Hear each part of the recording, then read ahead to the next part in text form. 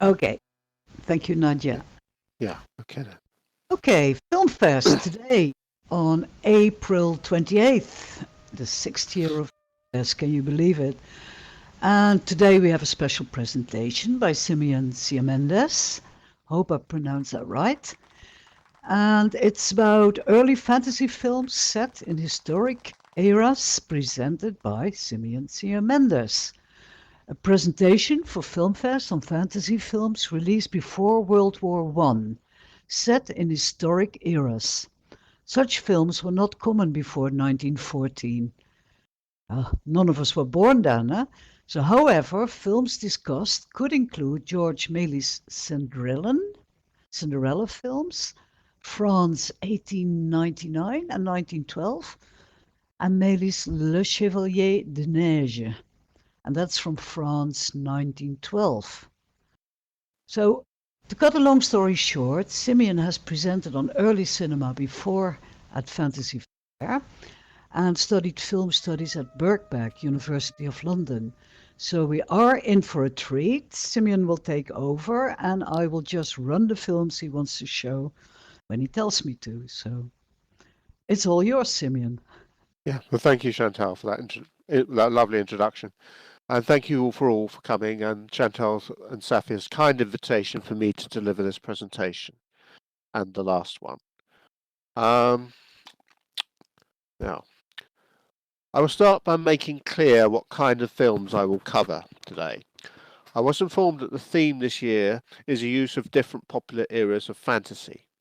This could include time travel, and that was the theme of my last presentation here. This presentation will be about fantasy films using historical settings. The period will be from the earliest years of commercial cinema, which commenced in 1895, until the outbreak of the First World War in 1914. I will therefore not include fantasy films with no specific historical setting. Examples without such settings include George Méliès' Kingdom of the Fairies, released in 1903 in France, and The Wonderful Wizard of Oz, released in 1910 by the Chicago-based Selig Polyscope Company.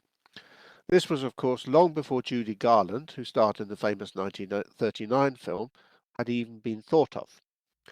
Sadly, both seem out of scope of what I want to talk about today. Films of historical fiction without any clear magical or fantasy element will also not be included. Many such films were produced in this period, particularly in Italy. The most famous of these was Cabiria, released in 1914. It was the first feature film to be shown in the White House, while Woodrow Wilson was president. Fascinating. There was the first film of any president shown in the White House, not just Woodrow Wilson. Fascinating though that film is, it is also seems to be outside the scope of this talk.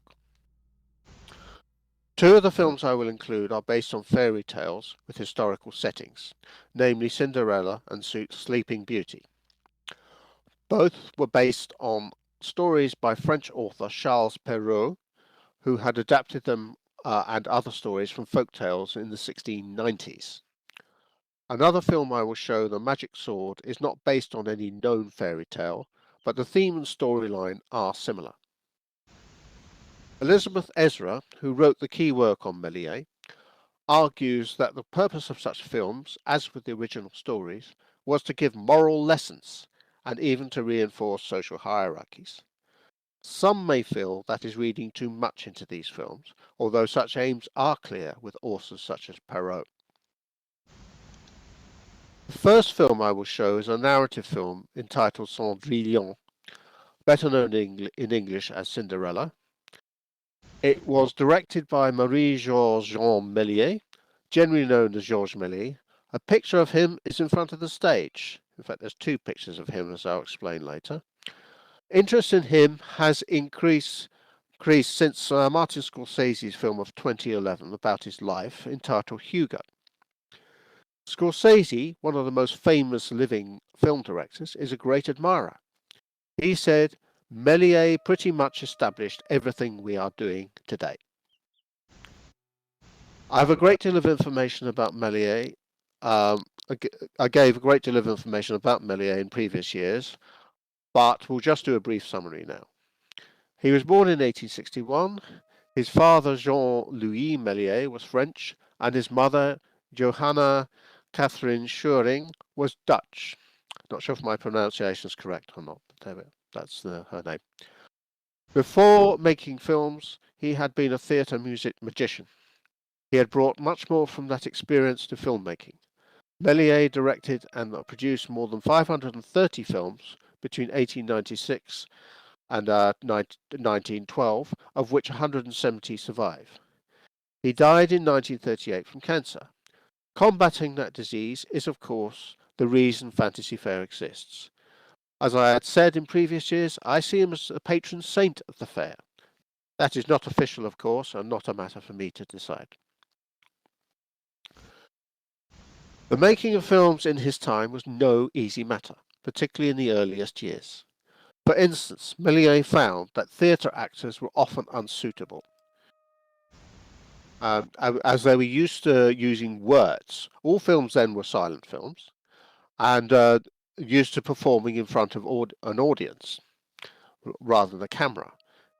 And there's you need different skills to do these kind of things. He remarked, in cinematography, speech is nothing, gesture is everything. And that was certainly true of the silent era. Méliès said that he opened the first film studio, properly so called, in 1896. Both his and other early films were dependent on the use of sunlight. If not filmed in the open air, the studios such as his would have glass ceilings. This caused all manners of problems, including shorter days in wintertime and the sun being obscured by clouds. Méliès is believed to have been the first to use artificial lighting in his studio from about 1905. So there's an annoying ice cream van outside. I don't know if anyone can hear it. I hope not. This later became standard practice for indoor filming. Cendrillon was released in 1899, and it was a great success. It helped to gain Méliès a much wider audience. It was also the first time a fairy tale had been adapted in the cinema. The first known instance, that is. Given the costumes, the film was clearly set in the 18th century. While most of his fantasy films did not use historical settings, he produced a few other such films. For instance, in 1912, towards the end of his career, Méliès made another film based on the Cinderella story. It was much longer, lasting about 24 minutes, whereas the original film was just over 5 minutes long. The copies of the second film I have found are solely in black and white throughout and a bit blurry. So although I showed the first one 2 years ago, I think it makes sense to show it again. The shorter film, that is, the first film he made of this. Cendrillon was Méliès' first multi-shot film, moving from one scene to the next in the same film. If we look carefully, we can see examples of dissolve of one scene to the next. Cendrillon was the first film where Méliès used this technique, and he developed this further in future films.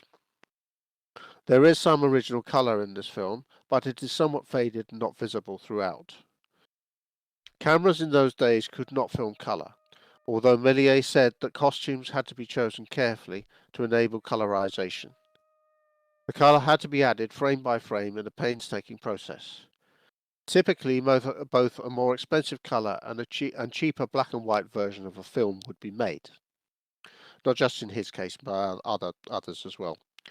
Most film exhibitors bought the black and white versions, which are much cheaper. A large cinema might buy the colour one.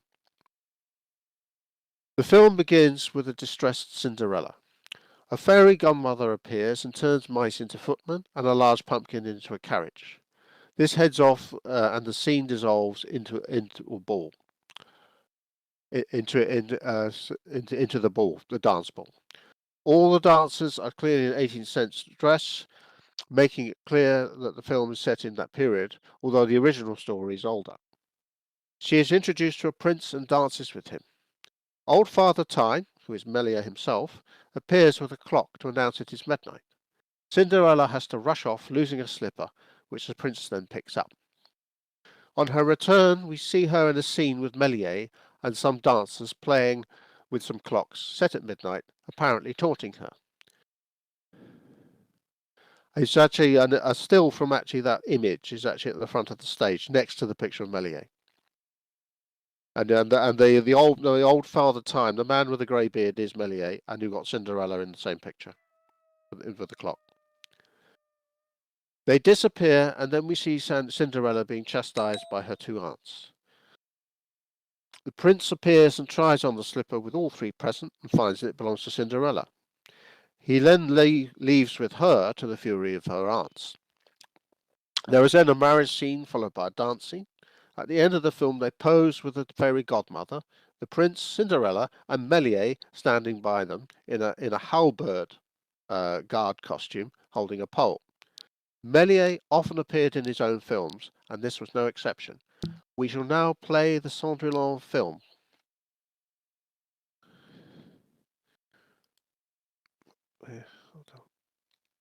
King. Yeah, my voice is working. I've loaded the film into the screen above us, and what you do is you double click the screen in the middle, and then the film will start. Shall we all watch it together? I will Yeah. post in the general chat for the people that can't get the player to work. So let's go on 3.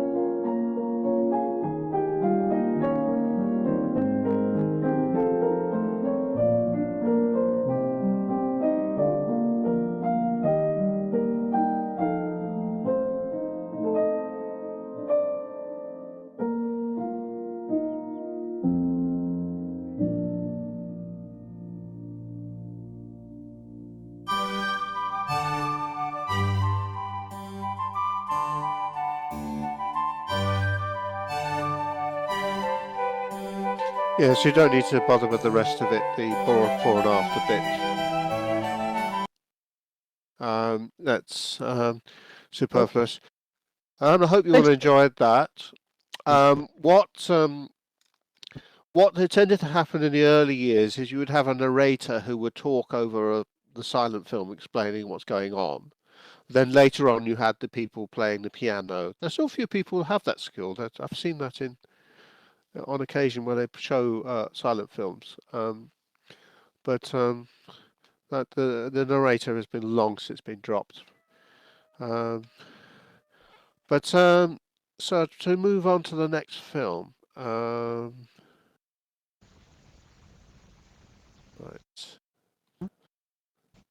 Tell me when you Yes. want me.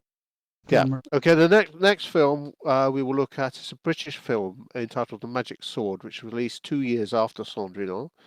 At this time, Britain did have a thriving independent film industry.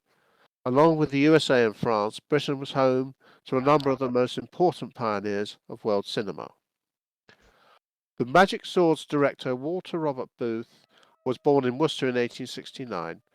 Now, there's a picture of him here to the far left, and next to him is a picture of a still from this film. That's on the left of the stage, as you're facing it, not as I'm facing it. He also wrote the screenplay, and it seems to be an original story, not one based on a previous fairy tale. Like Méliès, Booth had also been a magician before starting directing films, though his main occupation had been a porcelain painter. Booth's output was much less than Méliès, but still significant. He directed 40 films from 1899 to 1912. For instance, he directed the first ever film adaptation of Scrooge's Christmas Carol in 1901. Like Méliès, he also produced trick films, that is, films that use special effects to create illusions. He was clearly influenced by Méliès, but did develop his own style. The producer of Magic Sword was Robert William Paul, who was also an important pioneer in the British film industry. He had founded the first British film studio in Muswell Hill in what was then Middlesex, now Greater London, in 1898, 2 years after Méliès had built the first ever dedicated film studio. The majority of Booth's films were produced by Paul. However, when he came to work for Charles Urban in 1906. Now, he was an American but had settled in Britain. Booth built his own studio in Isleworth in West Middlesex. However, Booth's output declined after 1907, and Urban's company ceased to function during the First World War. Therefore, like Méliès, his career did not prosper after 1907. He ceased directing films after 1912, aside from some advertisement films, including for Cadbury's Cocoa and Chocolate. He died in Birmingham in the same year as Méliès, 1938. The film was a very short one, just over 3 minutes long. It shows a medieval knight battling to save a damsel from a giant ogre and a witch. The film uses techniques learned from Méliès films, including substitution, or stop trick, enabling a character to appear and disappear, double exposure, enabling the appearance of the ghosts, and dissolves, where one scene dissolves into another, as we also saw in the previous film, to create special effects. It is not known if it was Booth or Méliès who first introduced the overlay technique, enabling the giant's head to appear in the cave. A similar technique was used by Méliès in his film The Man with a Rubber Head, in which his own giant head appeared in a fireplace, which was filmed at about the same time. The film begins showing a knight in a Renaissance-style dress. He is with a damsel dressed in medieval clothing with a tall pointed hat. Both are on castle battlements. The knight manages to drive off a witch only for the damsel to be snatched by a giant. A kindly fairy appears and hands the knight a magic sword. This scene is in the poster to the left. You can see the fairy and the knight in that picture, next to the picture of Booth, to the left of the stage. He arrives at a cave where the witch is holding the damsel captive. He manages to defeat her and her giant using the sword. The fairy appears and turns the witch into a magic carpet, and they all depart using it, and the witch's lair is destroyed. The film ends with them having a triumphant feast with others outside the castle. We shall now play the magic sword. Okay. The film is on the screen, so let's watch on 3. Oh.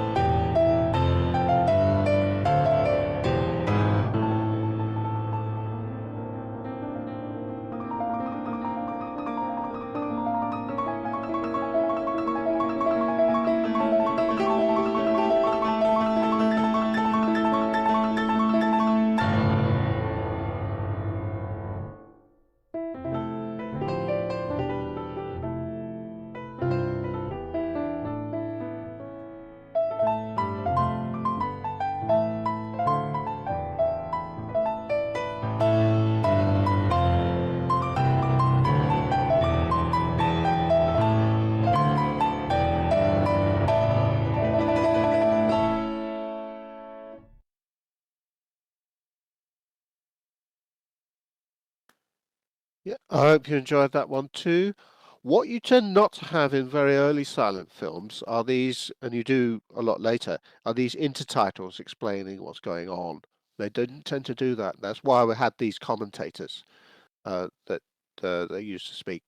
Then that's why I also give you this summary of a film before showing it, because otherwise it could be a bit confusing for people. Um, we'll move on to the final film. Final film we will show is La Belle au bois, dormant.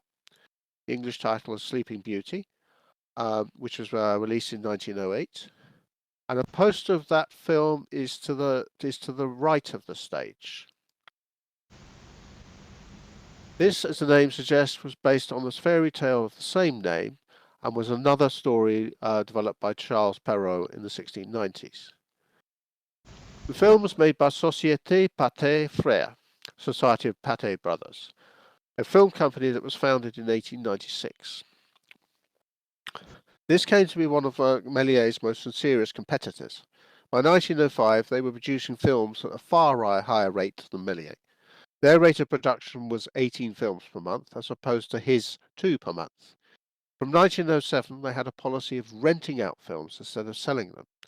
Méliès disliked this idea for his own films. However, this proved to be very profitable for Pathé. Pathé also had a more cost-efficient way of colorizing films than Méliès. Sleeping Beauty is an example of one of their colorized films. In 1903 or 1904, they introduced a device known as the pochoir, which could, or pochoir, which could colour 20 frames at once. But Méliès seems not to have used this device, which meant frames still had to be painted one by one in when his films were being made. In 1907, Pathé gained control of the Lumière brothers' pattern, putting it in a very strong position. From then on until the outbreak of the First World War in 1914, it came to dominate the world film market. Even in the USA, it cornered 50% of the market. They had an arrangement with Edison's Motion Pictures Patents Company, which had established monopoly control over film production in the USA that lasted until 1915. Another French company, Gaumont, which had been established as early as 1895, managed to maintain a large share of the French, British and other markets. However, independent filmmakers such as Méliès and Booth found it harder to work. Méliès produced only a few films after 1908, and Booth's output also slowed after 1907. Towards the end of his career, Méliès came to work for Pathé himself. He therefore lost the high-level control of his films he had previously had. This position of dominance by Pathé was lost during the course of First World War, which had a very negative impact on the French film industry. From then on, the USA began to dominate the world film market. By 1914, most US film production was in the formerly obscure Los Angeles neighborhood named Hollywood. That said, both Pathé and Gaumont still survived as companies and are still in existence today.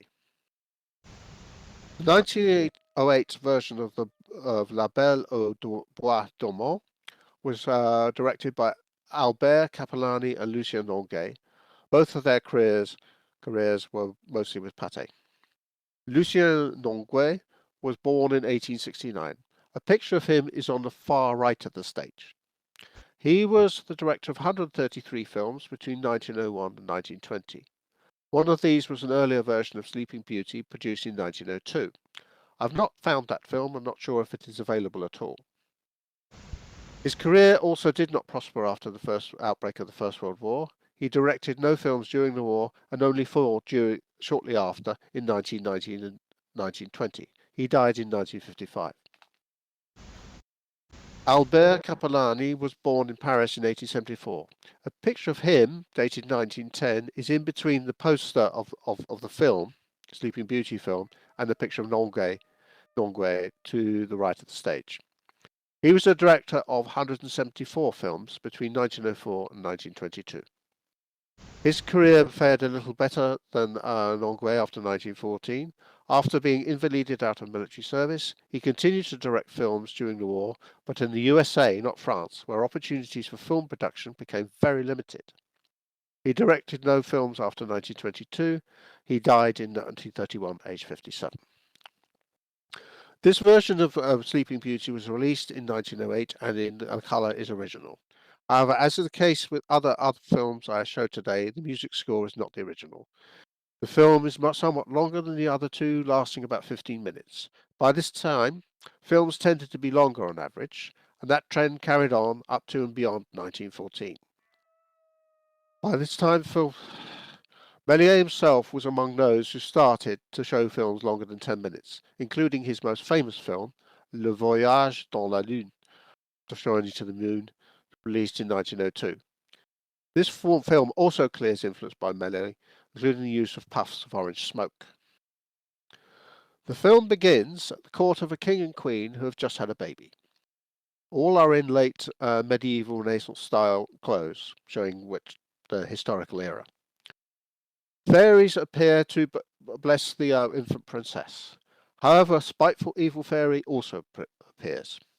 She was annoyed at not being invited, and gate crashes the event. She curses the baby, saying that in later life she will prick her finger and die.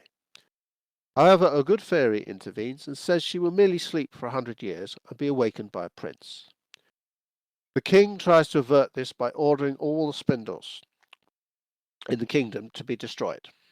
However, the evil fairy, not to be outdone, produces a spindle in the royal castle, which the princess finds. In disguise, the evil fairy persuades the princess to use the spindle. She pricks her finger and falls into a deep sleep, as had been predicted. A century passes, and the prince is on a hunt. He and his companions are in 17th century clothes by this time.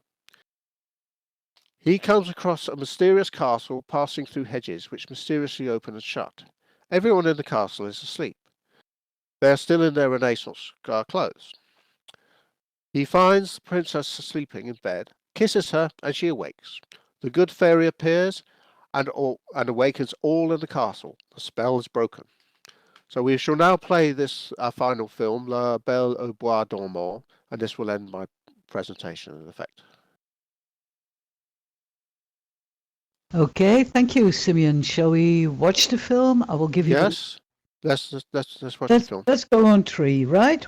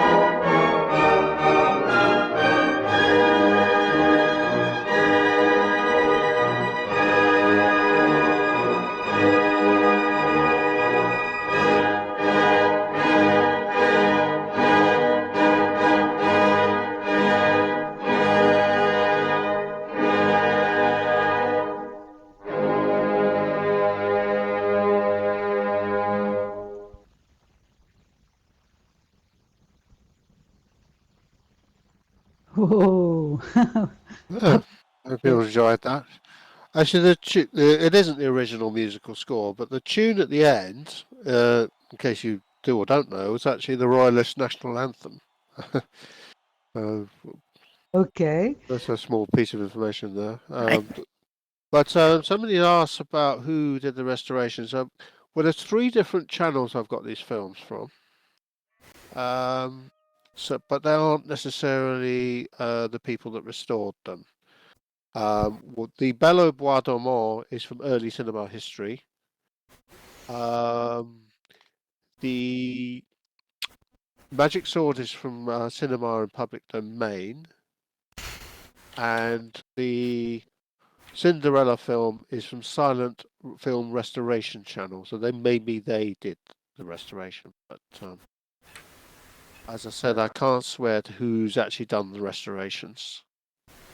But yes, a lot of these films, when they're actually often in very poor state when you find them, and the ones which are not restored often look very blurry.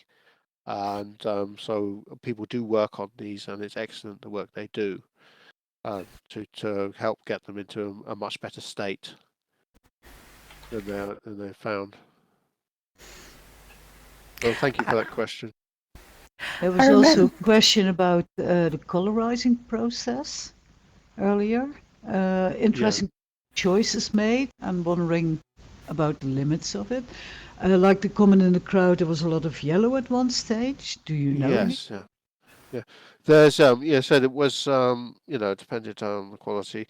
As I did mention some of the techniques they used to use is that someone, I mean, it was highly skilled. How they managed to do it, I do not know.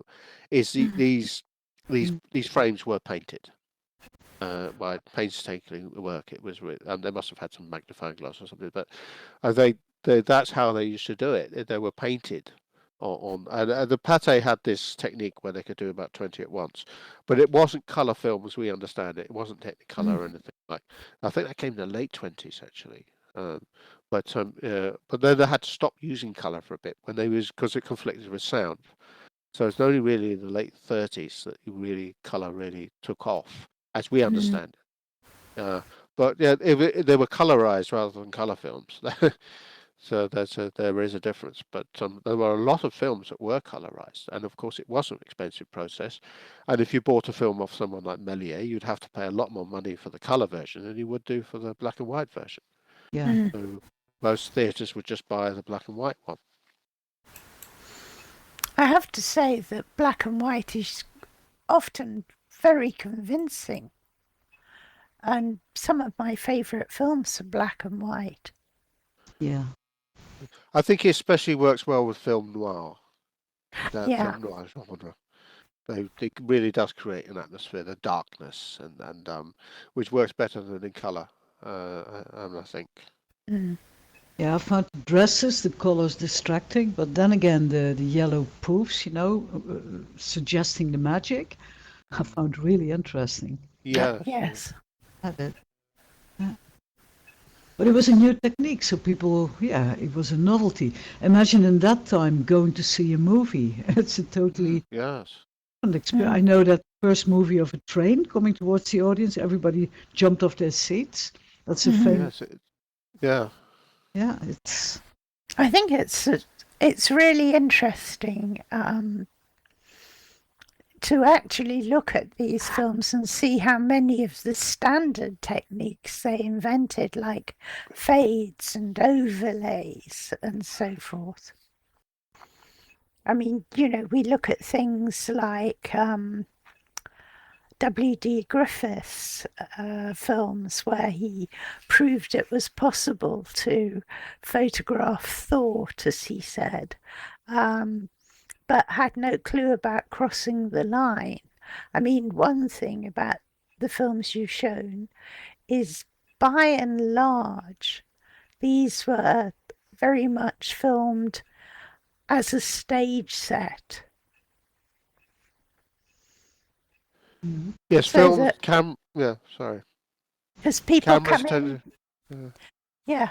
people came and acted in front of a set camera. Yeah, but as Méliès said, it is different. to acting on a theatre, and there are a lot of theatre actors. I've actually got his biography, which also has an additional lecture. Is a lot of theatre actors had trouble coping with the new medium. Yeah. But cameras tended not to move because they were so big and so heavy. I think in Méliès films they never used to move. Because I forget when I think it was well into the 2010s, the 1910s that they actually got cameras to move. It was a. I mean, Griffith. If you mentioned Griffith's actually acknowledged quite a debt towards Méliès and a lot of his techniques. A lot of people associate a lot of these new techniques with him, but in fact, they predate him by some considerable time.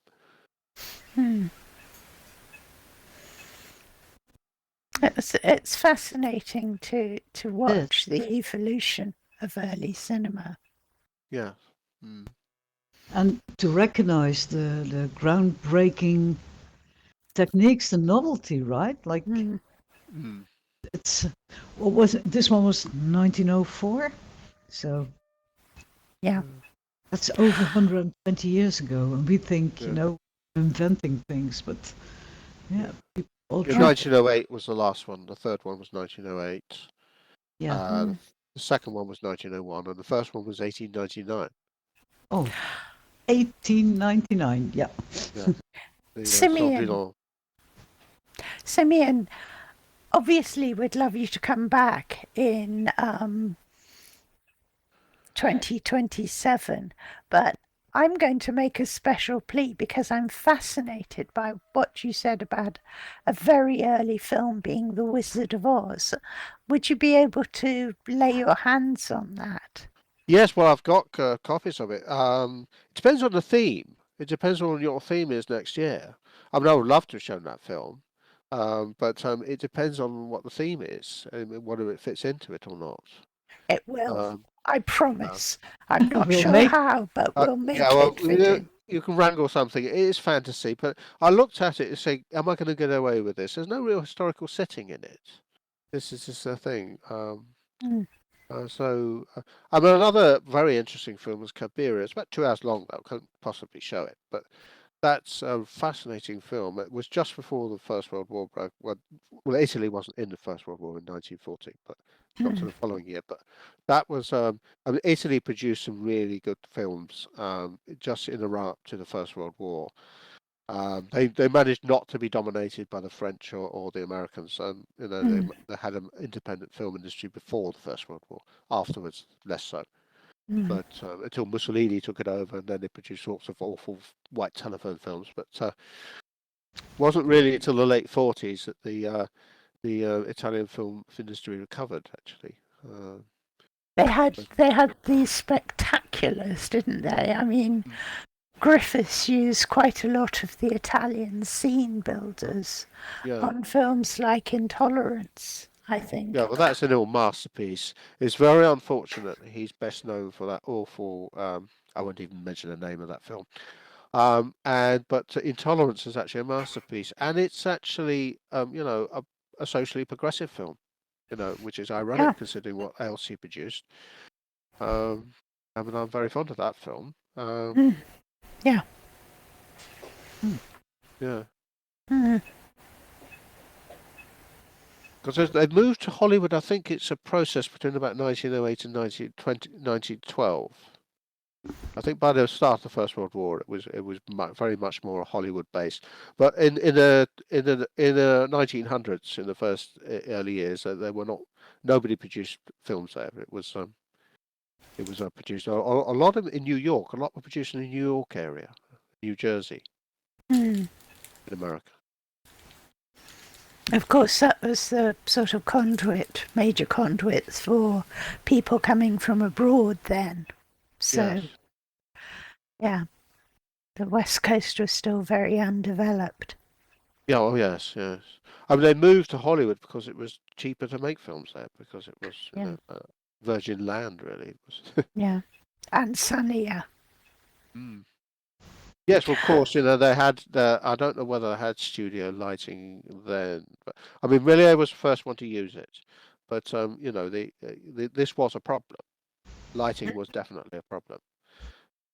It's not like the interwar period of the big Hollywood majors had these big blaring lights. They didn't have those in those days. They had to develop that technology so they could, make films with artificial light. Yeah. And Méliès was the first one to do that. Again, surprising so early. But yeah. Yes, it would. Yeah. Imagine if he came back, he could come back now with all the techniques at hand. This guy, yeah. That's what Scorsese says, yes, and we think what he might be able to do now. Yeah. Yeah. I mean, I'd love to come to Fantasy Faire. He's been here 3 years running now. Yes. Yeah. I mean, can you make him a patron saint? Maybe not the whole fair, at least of LitFest and FilmFest. Possibly Is that a possible? FilmFest. Yes, right. I think. That's up to Chantal, it's not. And well, actually you as well, but. I was going to say, as much Saffia as me, we run it. Saffia, it's all her fault. Yes. Afraid so. Yeah. Well, at least you're happy to have him as an honorary officer or something. Or... Yes. We can't really give him a tag, but unless you create an alt, a Méliès alt or something. Oh no. Hey, this session is filmed. It will be online soon. It's actually 2 top filmers who are filming it. It's Anna and Muse. Both of them are running their cameras. So for people that missed part of it, it'll be online really soon. Excellent. Yeah. Thank you so much, Anna, for your filming. Yeah. Yeah. And Muse. Yeah. Yeah. And thanks for responding to a late call, a very late call. Okay. Yeah, thank you everyone for coming. Do hope you enjoy the rest of the fair and please donate generously. Yes. And please come back tomorrow because we have another treat for you tomorrow. We have Pookie Amsterdam as a special guest, also 11 a.m. And then the day after that we have a break. Thursday you have extra time to film for FilmFest for the Golden Wafflies. And then on the 1st of May we have a workshop by Lauren Tone, audio, Foley, everything a movie needs, sound, music, anything. Because a good movie with bad audio is not one you will watch. Then on the 2nd of May we have Liz Solo, who brings art and writing and machinima. And on the 3rd we have our own Bane Finch giving a workshop on camera handling and positions and, well, anything you need to know about camera work. Yes. And right now, like Saffia says, Pookie Amsterdam, for the guys that know her, do come for Pookie. She's, not disrespectfully, but she's a blast from the past. The film she made is, really, it's going to be a special session tomorrow, and that's all I can say. She has recently made a totally AI film. A series even, yeah. A series of AI films. And quite frankly, they're amazing. They're brilliant. We're not doing fantasy films we're not doing AI films at Fantasy Faire, but this is really worth seeing. We ought to try and get Pookie to a Machinima Mondays so she can talk about AI. Oh yeah, we will invite her to show all that. Yeah, we will. We have her as a special guest at Mamo, and she will show the series. It's Hotel Mambo, I think it's called. So if you want the preview, look it up. But tomorrow, we will talk about good old days. And she made one of your favorite movies ever, didn't she? Machinimas? She did. And I hope we will be seeing it tomorrow.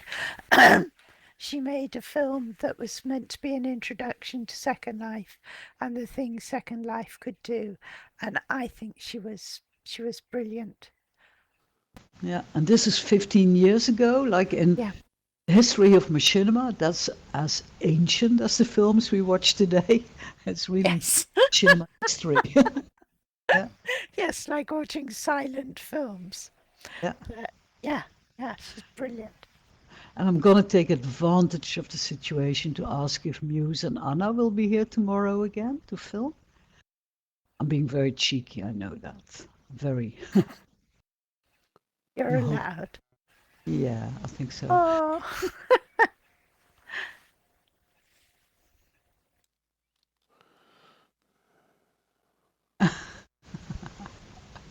Okay, so we'll see who turns up. Otherwise, I'll have to run my camera. But it's difficult with interviewing at the multitasking, you know.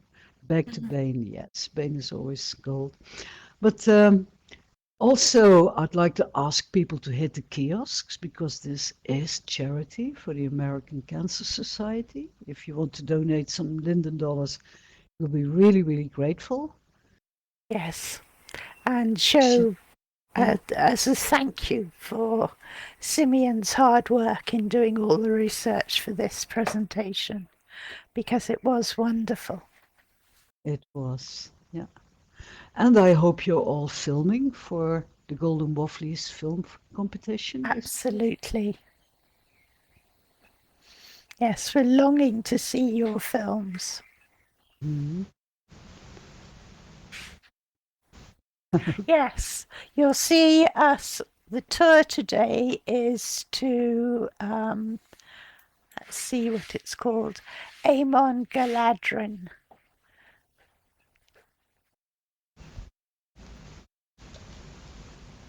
Okay. I'm going to head out for a bit too, and hope to see some of you on the 1 o'clock tour.